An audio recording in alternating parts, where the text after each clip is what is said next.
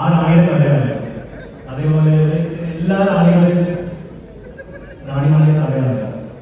And Rani is here as well.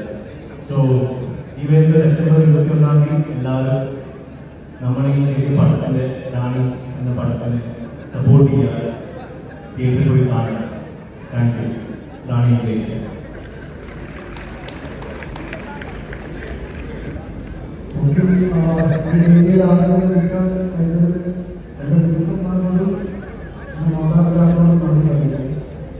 നമ്മൾ മലയാളികൾ പുറയാണ്.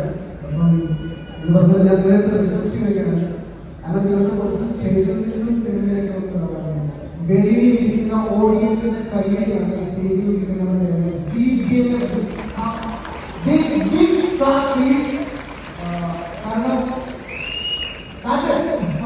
മലയാളി പൊളിയാണ്. അപ്പം എന്ന് പറഞ്ഞ പോലെ തന്നെ ലോകത്തുള്ള എല്ലാ സ്ത്രീകളും റാണിമാരാണ്. അപ്പൊ എന്ന് പറഞ്ഞാൽ ആ റാണിമാർക്കുള്ള